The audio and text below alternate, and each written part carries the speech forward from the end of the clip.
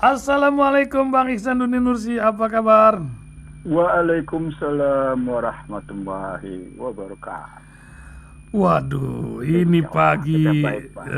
sehat Bang. Pagi ini Amin, insya Allah. hujan kemarin itu luar biasa ya. Wah, Jakarta. Aku pikir, wah macam di negeri jiran kita bisa-bisa nih.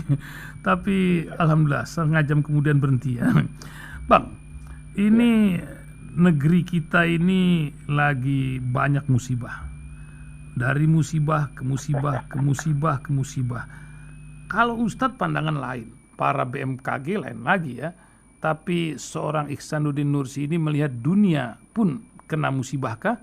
Karena pertarungan antara Putin dan Xi juga cerita lain ini. Tulisan yang panjang dikirim sama Bang Ihsanuddin Nursi ini membuat saya garuk-garuk kepala pula.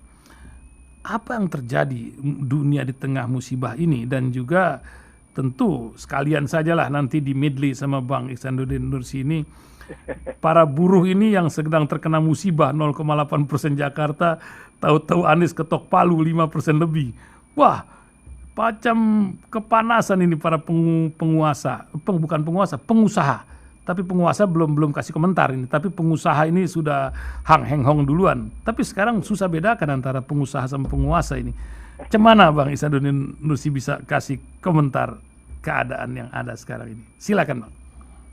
Yang pertama soal buruh dulu ya. Iya. Karena ini berkaitan sama Undang-Undang Cipta Lapangan Kerja yang memberikan kewenangan pada pemerintah pusat untuk menetapkan kenaikan. Tapi kemudian MK menyatakan inkonstitusional bersyarat selama 2 tahun. Betul. Dan menimbulkan multi pemahaman, multi interpretasi atas keputusan MK karena pakai 2 tahun inkonstitusional gitu. Jadi di satu sisi sudah dinyatakan inkonstitusional, tapi di sisi lain menyatakan ini sebagai 2 tahun masih diberikan kesempatan. Di sisi lain ada hal-hal yang berpengaruh strategis dan memberi dampak luas. Jadi bingung. Orang mengambil interpretasi macam-macam dan MK menyatakan multi interpretasi itu atau multi pemahaman itu, penerjemahan itu hal wajar. Oh, saya jadi terpikir, oh rupanya orang memang disuruh untuk menerjemahkan sesuai dengan pengetahuan, keyakinan dan kekuatannya gitu. Ini.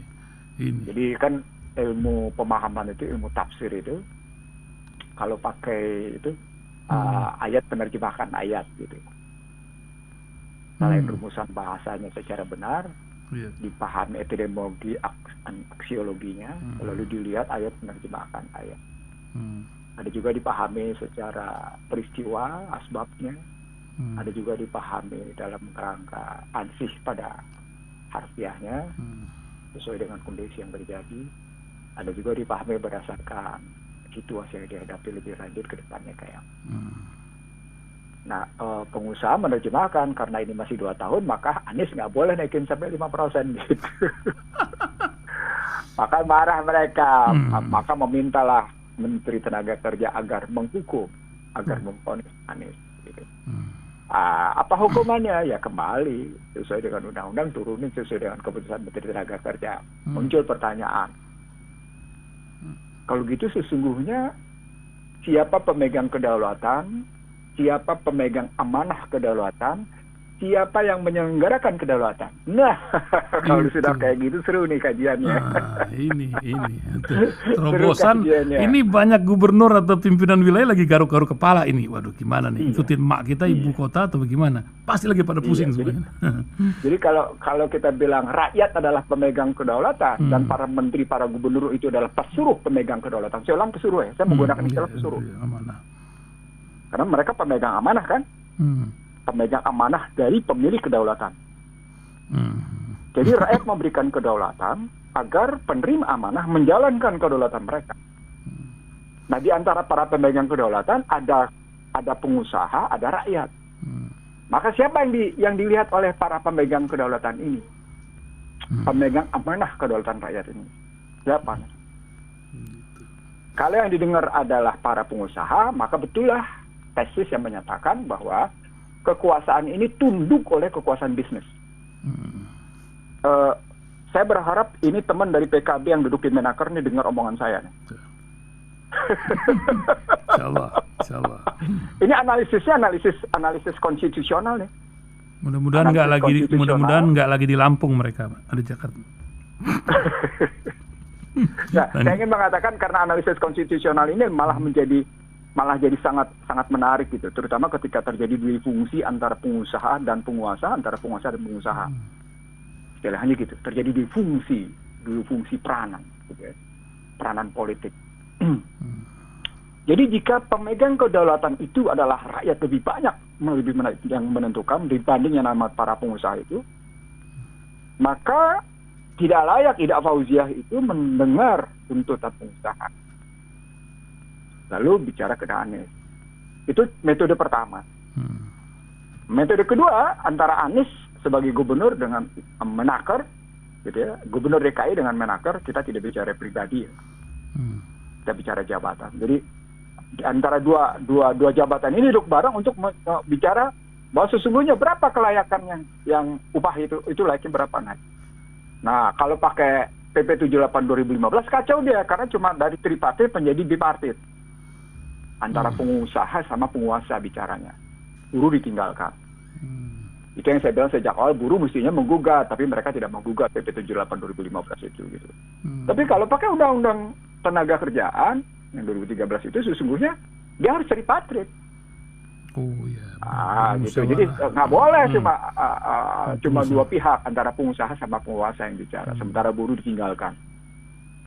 Model PP 78 2015 dan model Undang-Undang Cipta Lapangan Kerja dalam Penentuan Buruh itu menempatkan hanya buruh adalah objek atas sistem produksi, atas sistem pengupahan. Saya ulang, basis garis bawahi, hanya objek loh. Mereka tidak ada sebagai subjek. Ini bahaya nih kalau sampai diduduki kayak gini, karena jika rakyat sebagai pemegang kedaulatan dibalikan ke dalam sistem konstitusional ya, jika rakyat yang pemegang kedaulatan itu, pemilik kedaulatan itu dilihat sebagai objek, waduh, kesalahan betul perilaku politik ini. Jadi kalau pakai pendekatan perilaku politik ini, ada kesalahan dalam pengambilan kebijakan. Saya berharap ini didengar oleh para pejabat, karena metode berpikir begini harus kita benahi dalam rangka memperbaiki kehidupan konstitusional kita. Kita harus memperbaiki betul kehidupan konstitusional kita dari relasi siapa sesungguhnya pemilik kedaulatan rakyat, siapa sesungguhnya pemegang kedaulatan rakyat, dan bagaimana menjalankan amanah kedaulatan rakyat itu. Ini nanti berkaitan dengan presiden threshold yang 0%, kalau kita kesana gitu ya. Tapi kalau kita lupakan aja dulu, tapi kita lihat di relasi buruh. Karena saya berkali-kali menyampaikan ini bukan hanya ke kalangan Serikat Pekerja Indonesia atau ke kalangan lain gitu, ke buruh-buruh. Tapi juga ke berbagai pengusaha. Kenapa? Karena rujukannya pasal 27 ayat 2. Tiap-tiap warga negara berhak atas pekerjaan dan penghidupan yang layak bagi kemanusiaan. Undang-undang dasar tuh. Undang-undang dasar 27 ayat 2. Kalimatnya tiap-tiap warga negara loh, bukan tiap-tiap penduduk. Kalau tiap-tiap penduduk tuh artinya orang asing juga boleh kayak gitu. Ini nggak bicaranya tiap-tiap warga negara. Anda mau menjalankan konstitusi atau Anda mau menjalankan apa gitu? Kalau cerita berpikir begitu. Kenapa? Karena kalau pakai undang-undang bencana, siapapun yang mengganggu penghidupan rakyat, ya siapapun yang mengganggu dan merusak penghidupan yang layak bagi kemanusiaan, itu dianggap bencana. Saya pakai undang-undang bencana.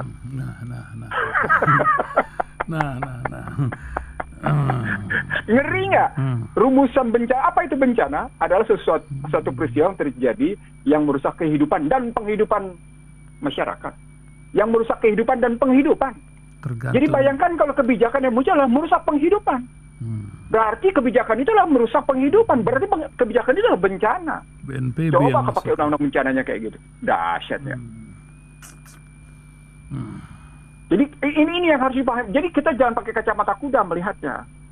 Kita harus pakai kacamata konstitusional, lalu kita aplikasikan ke dalam fokus yang sangat fokus gitu, tentang apa yang disebut dengan penghidupan yang layak bagi kemanusiaan.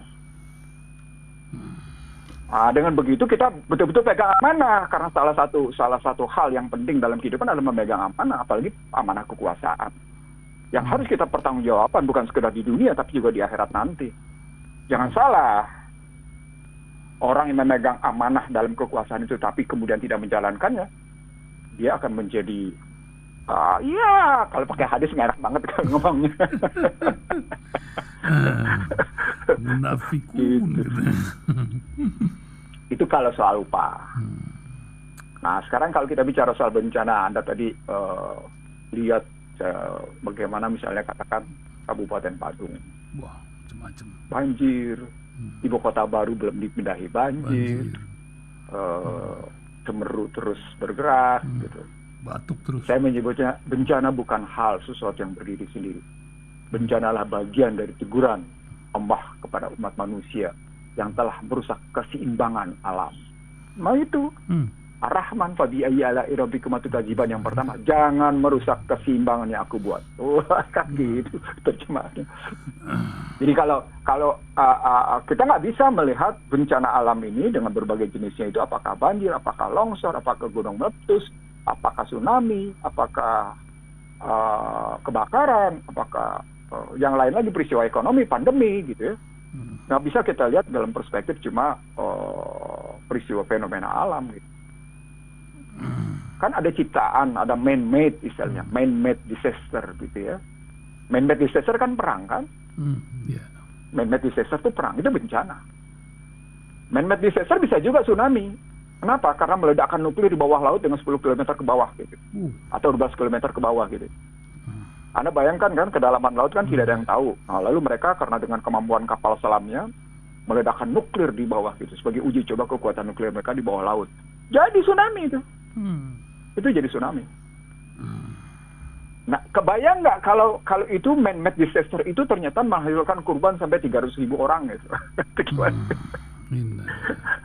Nah, itu gempa bumi, likuifaksi sampai kayak gitu kalau kita anggap itu sebenarnya. Itu bukan berdiri sendiri kalau kita lihat Poso kemarin kan begitu. Luar biasa.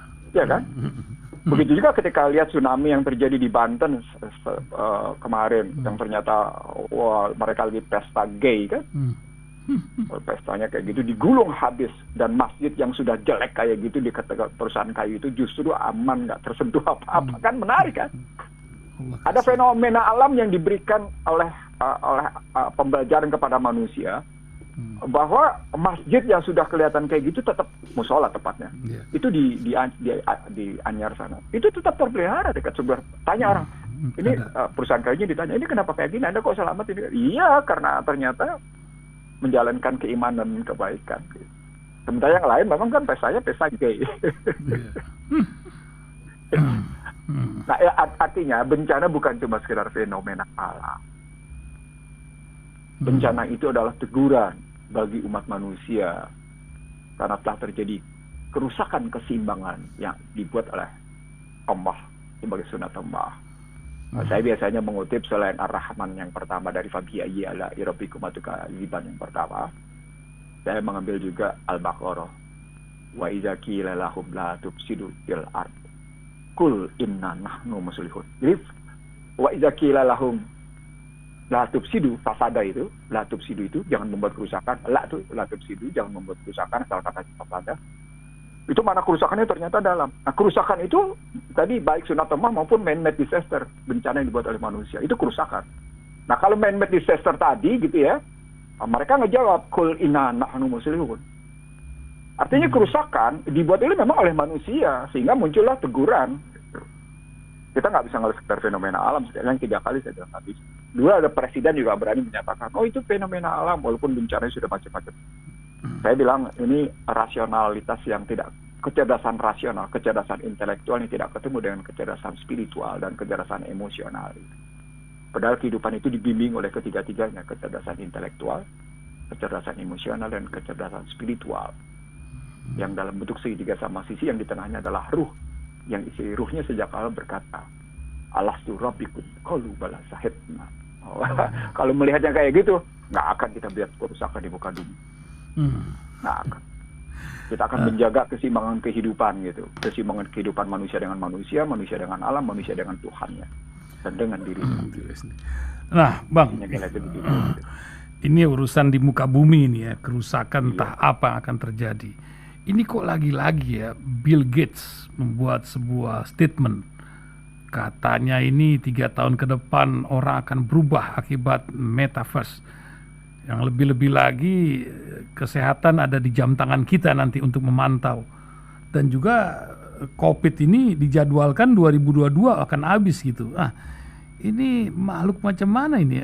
Apa amatan Bang Ihsanuddin Nursi terhadap beliau ini? Dan lagi-lagi suka tepat gitu yang dibilang gitu. Apa ada skenario di balik skenario ini atau gimana, Bang? Saya sejak lama ya. Jadi 2016 saya memutar film 3 menit 47 detik yang saya kasih judul sebagai The Change Quadrant. The Change Quadrant itu basisnya adalah artificial intelligence yang dalam kehidupan diterjemahkan dengan robot gitu. Tapi pada saat yang sama The Change Quadrant dengan artificial intelligence itu lahirlah hologram man, manusia hologram ya. Manusia, karena pada hakikatnya mereka memang ingin menciptakan manusia, tapi kan mereka tidak pernah bisa bikin jantung, mereka nggak bisa bikin ginjal, mereka nggak bisa bikin paru-paru. Mereka nggak bisa bikin 7 organ dalam tubuh manusia yang sedemikian rupa. Bahkan mereka tidak pernah bisa menciptakan kelenjar endorfin, mereka tidak pernah bisa menciptakan darah gitu. Nah, kata-kata augmented, kata-kata metaverse itu sesungguhnya kalau saya pelajari memang muncul sejak 1992. Tapi kalau aplikasi kuatnya mulai mereka mengkampanyekan, mempropagandakan 2016 dengan judul The Change Quadrant itu yang Robotic Artificial Intelligence. Metaverse adalah satu kehidupan manusia yang masuk dalam hybrid atau campuran antara dunia virtual dengan dunia kenyataan. Nah, untuk masuk ke wilayah itu ada syaratnya. Syaratnya adalah menggunakan kacamata dengan sarung tangan. Sehingga sarung tangannya itu adalah frekuensi. Kacamatanya adalah suasana yang masuk ke dalam suasana digital. Nah, kalau kita ngelihatnya begitu, maka kita bisa terkoneksi dengan seluruh manusia dalam dunia digital itu. Itulah metaverse. Verse-nya itu adalah alam semesta gitu ya. Metanya tadi yang sudah masuk dalam dunia digital yang menghubungkan antara dunia virtual dengan dunia kenyataan. Ini sesungguhnya tidak menyatakan bahwa sebagai bentuk masa depan kita sudah bisa jalankan sekarang. Anda bayangkan nggak mereka sudah bicara masa depan itu bisa kita jalankan sekarang. Itu tadi makanya saya menggunakan istilah hologram. Holoman itu. Karena mereka memang bermaksud menciptakan manusia. Saya juga pernah bercerita di Rasil ketika seorang dokter menciptakan satu robot perempuan karena istrinya meninggal, sehingga diciptakan persis seperti istrinya dari hal yang sangat fungsional, instrumental fungsional, sampai hal yang bersifat values. Sesuatu yang bersifat values itu misalnya bau keringatnya, hal-hal yang sangat sensitif gitu ya, itu bisa dia ciptakan oleh si dokter tadi, sehingga dia tidak merasa kehilangan atas kematian istrinya. It's a part of metaverse. Itu bagian dari masa depan di mana orang seolah-olah tidak akan pernah mati. Ini menarik loh ketika kita diajak bicara ke sini, karena ada model perlawanan di sini terhadap keputusan Allah. Ada perlawanan nih di sini nih. Tadi dunia nyata kan alimil ghaibi wa syahadah wa huwal azizul hakim gitu ya. Nah, mereka mencoba sebenarnya metaverse itu masuk dalam, kalau pakai ayat gitu ya, alimul ghaibi wa syahadah wa huwa azizul hakim gitu. Nah, kalau kita ambil virtual dan reality itu adalah alimul ghaibi wa syahadah ya. Virtual itu kan sesungguhnya mendekati dengan sesuatu yang gaib. Karena basisnya frekuensi kan. Basisnya frekuensi. Nggak ada yang bisa menghindari frekuensi. Handphone. Apapun ceritanya bahasa. Bayangkan kalau benar frekuensinya hilang. Habis semua. Nah, saya masuk lagi ke metaverse sekarang. Kalau metaverse adalah hybrid antara virtual dengan reality, dan kemudian dia lihat sebagai sesuatu yang bisa menjangkau ke depan, maka sesungguhnya manusia dianggap bisa melihat sesuatu ke depan dengan baik berdasarkan kekuatan kacamatanya. Kekuatan kacamatanya itu berarti soal kecanggihan kacamata yang dipakai dengan gerakan sarung tangan yang dia pakai itu, gitu. Yang semuanya soal frekuensi, soal sinyal yang dikirim. Frekuensinya berapa lewat mata dan tangan, sehingga gerakannya sesuai. Gitu. Ini relasinya nanti sesungguhnya sudah terjadi ketika satu perusahaan gitu yang menciptakan jam yang mampu mendeteksi kondisi jantung, mendeteksi kondisi macam-macam. Pernah ingat nggak satu jam yang harganya sampai 17 juta, lalu turun menjadi 12 juta, lalu turun menjadi 7 juta, lalu turun lagi menjadi sekitar berapa gitu? Karena jam itu langsung bisa mendeteksi heart rate kita, degup jantung kita. Ada sekarang ini. Ada kan jam itu kecil sekali, cuma sebesar jempol tangan gitu. Tapi dia menunjukkan macam-macam, salah satunya waktu. Nah, itu dikembangkan. Sesungguhnya kalau ambil dari kondisi global pandemi sekarang, itu dikembangkan oleh Rothschild. Dan patentnya didaftarkan oleh keluarga Rothschild. Itu sampai ke saya tuh. Bagaimana mereka bisa mendeteksi latar belakang seseorang, ketemunya dari mana, kondisinya kayak apa, kesehatannya kayak gimana. Itu dengan kondisi, dengan peralatan ditanamkan dalam tubuhnya, yaitu tadi jam tangan, terkoneksi dengan macam-macam gitu. Apa relasinya masa depan? Artinya orang itu bisa diikuti mau kemana aja dengan kondisinya kayak apa dan kondisi kelanjutannya kayak gimana, diikuti habis-habisan. Bahkan pemeriksaan kesehatan tidak perlu lagi datang ke rumah sakit karena peralatan itu bisa memberitahukan lewat yang namanya hubungan antara peralatan yang dia pakai dengan BTS, Base Transmission System, masuk ke satelit, masuk ke data, lalu diterima oleh penerimanya. Nah, basisnya ada blockchain. Blockchain itu, ini karena ditanyanya metaverse, saya jadi ceritanya seru ya, nggak apa-apa ya? Iya, lanjut ya. Karena memang ini blockchain, jangankan Anda, ulama lagi pada bingung ngadepin blockchain ini. Ini makhluk kripto, apa? Kripto. Semuanya. Nah, blockchain itu sesungguhnya servernya tidak tunggal. Servernya diserahkan ke desentralisasi, sama seperti tubuh manusia. Kalau kita mencari sumber energi dalam tubuh kita, maka tiap persendian adalah sumber energi. Tiap persendian. Kenapa tiap persendian ada tubuh energi? Karena begitu darah mengalir pada persendian, dan darah mengalir dengan kecepatan tertentu, dengan gerakan tertentu, itu akan melahirkan energi karena berhubungan dengan sumsum yang ada di persendian. Jadi statornya adalah persendian dengan sumsum, sementara rotornya adalah darah. Itulah energi, itulah sekian milivolt. Dan itu melahirkan getaran tersendiri. Kan begitu melahirkan sekian milivolt, berarti ada frekuensinya. Ngerti nggak? Sederhana nggak saya ngomong? Atau sudah ya? Susah ya? Ya dianggap simpel lah, tapi mudah-mudahan pendengar memahami. Saya ingin menyederhanakan ini bagi pendengar Rasio dan pemirsa Rasio TV. Jadi tiap persendian itu pada hakikatnya adalah energi yang bermuatan sekian milivolt, sekian milivolt gitu ya. Dan ketika kita menyatakan frekuensi, itu ada sinyal berarti. Itu ada getaran berarti di dalamnya. Anda bayangkan dari mulai ujung jari tangan kita per buku, itu ada frekuensinya. Kan ada 3 tuh ya, 1, 2, 3A, terus sampai ke pergelangan, terus sampai ke siku, terus sampai ke pundak, sampai ke bahu. Sampai akhirnya ketemu ke jantung. Itu ada energinya dan ada frekuensinya. Kalau dulu bermain, kalau kita dulu misalnya pernah bermain dengan tenaga dalam, itu bisa dibayangkan tenaga dalam yang muncul di telapak tangan, tenaga dalam yang muncul di badan, tenaga dalam yang bisa muncul di badan secara menyeluruh, sehingga dia ngebentuk aura dan melakukan perlindungan. Kalau bagi umat Islam itu sebuah bentuk perlindungan gitu ya. Energi itu gitu. Itu tidak dalam rangka bentuk menyerang, tapi sekedar untuk melindungi diri. Itu bukti bahwa tiap manusia ada energi, ada frekuensinya. Nah, apa relasinya dengan metaverse? Gitu. Frekuensi itulah yang dimanfaatkan untuk mendeteksi siapa manusia itu sesuai dengan frekuensinya, lalu masuk ke dalam HP-nya, lalu lempar ke BTS, lalu dihubungkan dengan server. Begitulah yang diaplikasikan ke dalam Bitcoin, dalam blockchain. Blockchain-nya itu ada desentralisasi energi, ada desentralisasi frekuensi. Jadi kalau misalnya seorang Ihsan Talib termonitor dalam hubungannya dengan berbagai kalangan, dia akan terekam dalam server desentralisasi di mana nih?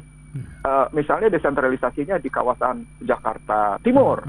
Sebelum Jakarta Timur ketemunya dengan Cibubur misalnya. Nah nanti ketariknya dari Jakarta Timur Cibubur nih bisa ke Bogor, bisa ke Jakarta. Oh jatuhnya ke Jakarta. Jakarta tarik lagi ke atas.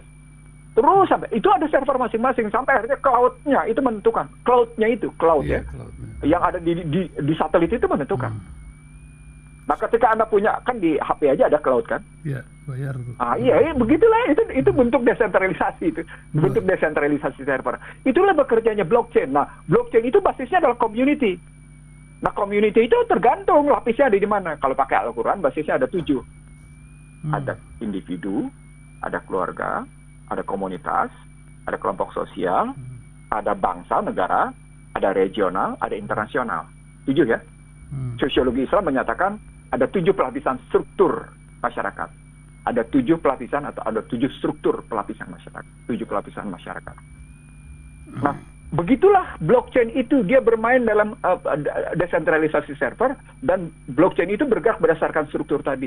Dari struktur individu, ke struktur keluarga, ke struktur komunitas, ke struktur sosial, ke struktur negara, ke struktur regional, sampai ke struktur internasional. Nah, begitu. Nah, Metaverse itu bermain dalam level itu, mengaplikasikannya begitu gitu. Karena itu dia merasa dia bisa mengatur masyarakat dunia. Jadi tujuannya adalah bukan cuma sekedar digitalnya kayak gitu, tapi tujuannya adalah mengatur masyarakat dunia lewat peralatan. Nah, itulah yang saya bilang ini tipis-tipis betul dengan yang disebut dengan hudalinasnya. Jadi mereka menggunakan hudalinas dengan basis teknologi, sementara di sini hudalinas dengan basis Al-Quran. Masya Allah. No, saya ingin mengatakan ini hati-hati cara Subhanallah, saya yakin saya orang pertama yang menjelaskan kayak gitu dari hasilnya. Maaf ya, saya sendiri sedih. Kenapa sedih? Karena saya tidak melihat ada antisipasi dari sejumlah orang cerdas cendekia di Indonesia dalam rangka menghadapi peperangan yang dalam ceramah saya sejak 2016 saya sebut sebagai cyber war. Mereka menyebutnya metaverse ini. Iya, ini cyber war. Ini cyber war, makanya ada 6 perusahaan. Ada Google, ya. Lalu kemudian ada Facebook yang bernama sekarang Meta. Jadi kalau Anda baca sekarang WA, itu disebut diproduksi oleh Meta, tidak lagi oleh Facebook. Lihat kan? Iya, berubah. Oke, jadi oleh Google, oleh Meta, oleh Bill Gates, Microsoft, oleh Tencent, oleh Binance, satu lagi oleh satu lagi saya lupa ya. Ada 6 perusahaan yang bermain. Kebayang nggak kalau 6 perusahaan ini kemudian mendikte dunia, dan mereka kemudian kerja sama satu sama lain. Wah, manusia didikte oleh. Karena itu rumus mereka tetap pengendalian penduduk, karena begitu banyak penduduk akan membebani peralatan mereka. Kan dianggap jumlah penduduk berlebihan sebagai masalah. Jumlah penduduk yang banyak itu dianggap sebagai sumber rusaknya lingkungan, global climate change itu, disaster atau katakan bencana alam itu, rusaknya alam karena temperatur naik terus dan emisi rumah kaca terus meningkat. Itu karena banyaknya manusia mereka dalam. Lalu mereka kebijakan dengan depopulasi. Kata mode dengan cerita vaksin dan macam-macam. Akhirnya LGBT dan lain-lain itu kan. Iya, ketemu semuanya. Semua. Kalau LGBT konteksnya bisnis. Tapi bisnis selalu berkaitan dengan tidak perlu melahirkan anak, yang penting terpuaskan secara seks. Gitu. Ada komunitas free child sekarang. Itu kan Jepang, Singapura juga lagi kebegitu. Termasuk Cina kekurangan orang sekarang. Pusing dia. Saya baru menemukan satu riset menarik. Ada seorang musisi yang dibunuh karena dia sedang riset kelompok-kelompok elit melakukan transaksi penjual beli anak. Itu free child tadi. Dia mau anak. Si musisi itu dibunuh kemudian. Tanpa dia bilang sih bunuh diri. Sama seperti cerita seorang yang mau ngebongkar soal COVID, itu dianggap bunuh diri kan di Amerika terjadi juga kan. Sama seperti Texe Mars yang mau ngebongkar perilakunya, itu juga kan dianggap mati. Bunuh diri. Texe Mars itu penulis tentang Mark Bees 666 Universal Human Control System, bukunya saya punya kebetulan. Tapi kan seminggu sebelum global simulation global pandemi dia mati. Ada hal-hal yang kayak gitu. That's why kita terkadang subhanallah betul-betul hasbi Allah wa ni'mal wakil, ni'mal maula wa ni'mal nasir. Serius saya harus mengatakan ini. Hasbunallah wa ni'mal wakil, ni'mal maula wa ni'mal nasir. Karena kita berhadapan dengan kekuatan teknologi yang luar biasa dan hanya bersandar pada kekuatan Allah saja. Terus terang saya subhanallah astagfirullah ya. Saya bersandar hanya pada kekuatan Allah ketika ngebongkar-bongkar begini. Saya sadar saya posisi saya di mana gitu. Tapi betul-betul akhirnya saya harus bersadar juga, ya udah. Karena memang umat Islam di dunia kalah dalam perkembangan teknologi. Anda lihat aja Taliban aja sekarang digebuk dari segi keuangan. Udah saya duga pasti digebuk segi keuangan. Hamas akan digebuk dari segi namanya blokade. Penyempitan sehingga Anda akan kesulitan sumber macam-macam gitu di Palestina. Anda lihat isunya tentang Taliban. Itu mereka akan mainkan yang saya sebut sebagai lagi-lagi silakan baca buku Bangsa Terbelah. Ini udah saya ulang itu. Gitu. Bernegosiasi. Itulah yang namanya metaverse. Dan mereka bilang global pandemi ini selesai 22. Ya iyalah, karena mereka sudah meratakan hampir sekian puluh persen masyarakat, 70% paling tidak, 70-80%, mereka sudah kendalikan lewat vaksin. Itu artinya mereka sudah masuk ke dalam tahapan bahwa manusia sudah potensial diatur lewat kekuatan teknologi yang mereka buat. Itu pendekatannya. Makanya mereka bilang new normal tadi bahkan berbeda dengan situasi sebelum 2019. Karena new normal itu harus dalam aturan-aturan mereka. Nah sekarang apa yang disebut dengan new normal dalam aturan mereka? Itu yang tidak muncul keluar. Walaupun saya punya. Tapi kan kalau saya ngomong sekarang, ntar saya dianggap sebagai, ini lagi mimpi. Tapi memang kita baru diberikan isu Omikron aja luar biasa. Waduh, ini sebuah fenomena yang akan hidup kita akan berubah masa depan, dipaksa untuk berubah. Kampus mungkin akan berkurang lagi karena sudah terbiasa dengan ya luring ini sekarang. Nah, apa nubuat ini tertera dalam literasi Islam, Bang Ihsanuddin Nursi, terhadap kejadian-kejadian macam gini yang kita hadapi sekarang? Saudi pun sudah berubah macam umroh plus F1 atau apa nanti paketnya mungkin begitu sekarang. Entah macam gimana nanti ke depannya itu. Gimana Bang? Nubuatnya sesungguhnya sudah ada ketika namanya tadi ketika saya bacakan Al-Baqarah wa ijaki lahum la tufsidu fil ard, kan pengertian fasadanya luas sekali. Ini saya pernah ceramah kayak gini di satu masjid ya.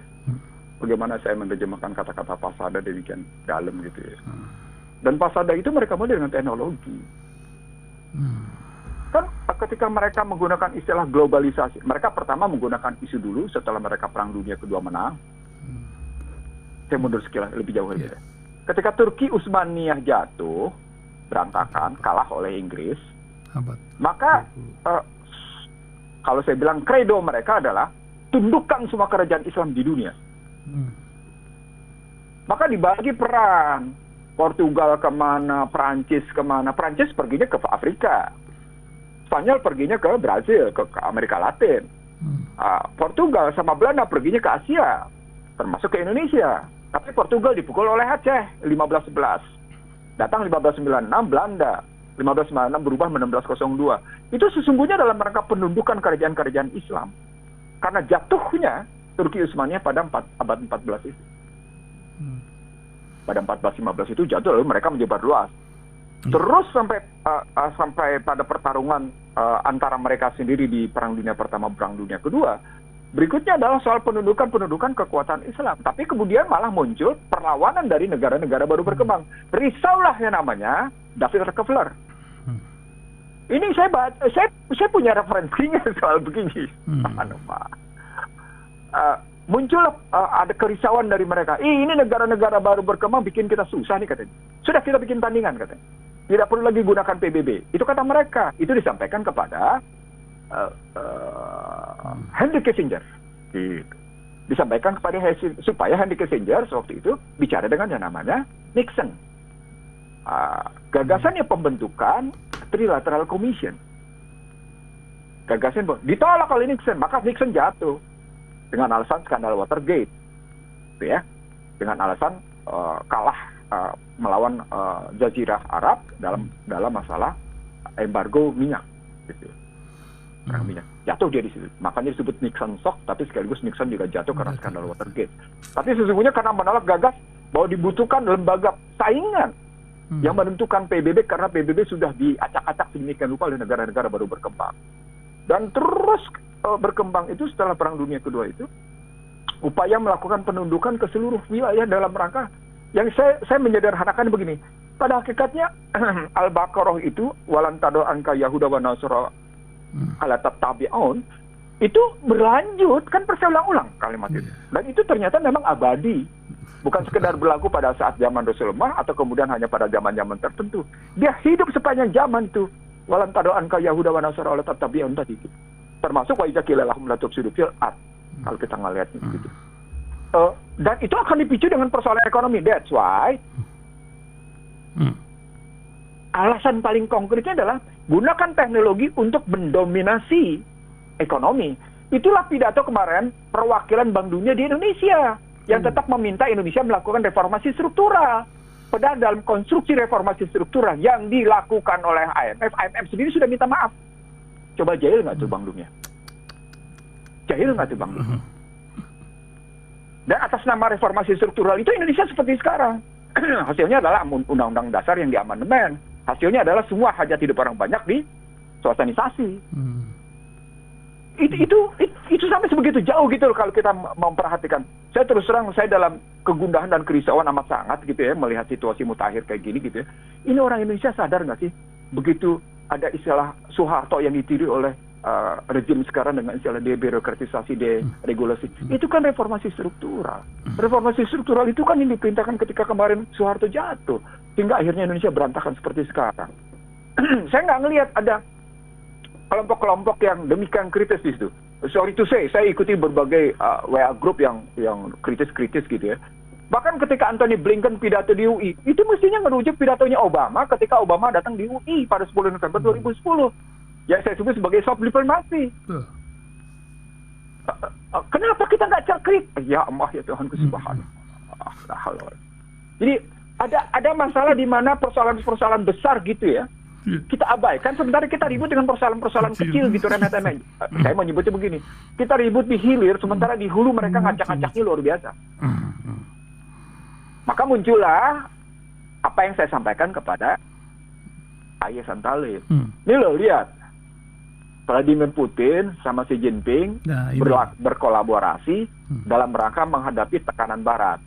Dan disebutlah kolaborasi Xi Jinping dengan Vladimir Putin dalam rangka menekan Barat. Dalam konstruksi Rusia ini persoalan Ukraina, dalam konstruksi China ini soal Laut Cina Selatan dan Selat Taiwan. Maka kelihatanlah betapa mereka melakukan kerjasama. Bagaimana bentuk kerjasama lainnya nggak tahu. Yang pasti mereka disebut sebagai teman lama, bahkan disebut sebagai esteemed friend. Itu artinya teman yang demikian dihargai dan dihormati. Itu bahasa itu teman terhormat, esteemed friend. Itu bahasa itu luar biasa, itu penggunaan istilah itu gitu. Sama seperti mereka menggunakan istilah reformasi struktural. Coba bongkar deh. Mohon pendengar hasil dan pemirsa hasil, silahkan cari sendiri apa yang disebut dengan reformasi struktural dan kenapa IMF akhirnya minta maaf karena resep-resepnya salah ketika menjalankan reformasi struktural di Indonesia. Itu mestinya kita melihat itu gitu. Sama seperti ketika Anthony Blinken bicara kemarin di UI dalam konstruksi bagaimana peranan Amerika di kawasan Asia Tenggara. Aduh. Subhanallah, ini bangsa ini ya luar biasa betul. Diserangnya dari luar biasa, kondisi di dalamnya kayak gini gitu. Kok jadi begini ya? Saya jadi berpikir begini. Ini rupanya karena memang persoalan kita tidak kompeten ya memanage negeri ini ya, jadi begini ya. Itu pertanyaannya. Atau memang ini merupakan hukuman Allah atas kuatnya riba yang menjadi peradaban bangsa ini gitu loh. Anda lihat APBN-nya riba, ya masyarakatnya di bawah riba. Gitu asing lah saudara. Ya kalau sudah riba sudah nggak akan ada keberkahan. Nah, itu mungkin ya mudah-mudahan Allah memberikan jalan keluar. Akhirnya memang tempat kita kan tak melihat hasil, kita lihat proses harusnya. Itu yang banyak orang pandai mengingatkan. Enggak, saya mengajukan berbagai konsep kalau soal itu. Bukan hanya manajemen by process (MBP), tapi juga kita bisa melihat manajemen by target. Itu MBQ. harusnya. Atau management by quality. Bagaimana dulu di tahun 80-an orang mulai mengenal istilah total quality control dengan just in time-nya gitu ya, kalau kita belajar di tahun 80-an. Ya, dan akhirnya mempengaruhi persaingan orang dalam prinsip salah satunya adalah bukan hanya soal harga dan delivery tapi juga quality. Begitulah Islam mengajarkan. Maka Islam ketika bicara menyampaikan ila qalil itu soalnya adalah quality of life. Nah, Anda bisa lihat kemajuan teknologi yang muncul sekarang itu tidak melahirkan quality of life yang tinggi. Kenapa? Karena rusuh terus, bencana terus. Itu kan menunjukkan quality of life-nya rendah. Anda bisa lihat sekarang kalau saya di HP saya gitu ya. Ternyata Israel juga, di Israel sana protes tentang vaksin luar biasa loh. Di Israel sana, di Tel Aviv, saya ngelihat itu, ternyata gede. Bukan hanya di Swedia, bukan hanya di Swiss, bukan hanya di negara Belanda, bukan hanya di Austria. Di Israel sendiri protes tentang yang disebut dengan the big pharma atau kemudian vaksin fasis itu, mereka menyebutnya sebagai vaksin fasis. Jadi vaksin itu luar biasa itu. Jadi demonya besar-besaran, bahkan di Australia itu melibatkan ribuan orang melakukan protes di Melbourne sana. Nah, apa artinya? Artinya kan tadi baliknya wa iza qila lahum la tufsidu fil ardi di baliknya. Nah, ketika diserang dengan Omikron, kan saya bilang Omikron itu harus dilihat dalam posisi proporsional aja. Proporsional ini sumbernya tetap yang namanya flu kok. Virus flu. Sekarang virus flu-nya dari rekayasa sedemikian rupa. Ya sudah. Persoalan pokoknya kan ditunggangi dengan bisnis. Yang saya bilang beyond COVID and vaccine is business. Kan saya bilang gitu. Saya ngomongnya kapan tahu. Jadi lagi-laginya, lagi-lagi ya. Ini 40 menit nih, 40 menit udah 45 menit nih kita. Iya, 44 menit, sorry. 44 Saya menit. juga ngeliatin jam soalnya. Iya. Jadi, ini minta maaf, Aisyah Talib. Saya ingin mengatakan, apa ya, mestinya kalau tadi dibilang manajemen by process dengan manajemen by target atau manajemen by quality gitu ya, hidup kita membaik. Harusnya. Maka kemarin saya nge-share tentang apa yang diekspor oleh Amerika yang paling mematikan itu. Tapi saya nggak lihat respon orang-orang cerdas dan dikiat atas apa yang saya share itu gitu. Oh, rupanya mereka asik dengan pikiran mereka sendiri. Oh, yaudah, ketemu. Ya begitu juga namanya tadi ribut tentang pengusaha sama penguasa yang berkolaborasi dan mereka menghadapi buruh. Ya begitu. Jadi artinya masing-masing sesungguhnya hanya menjadi kristal-kristal tersendiri yang tidak utuh satu sama lain gitu.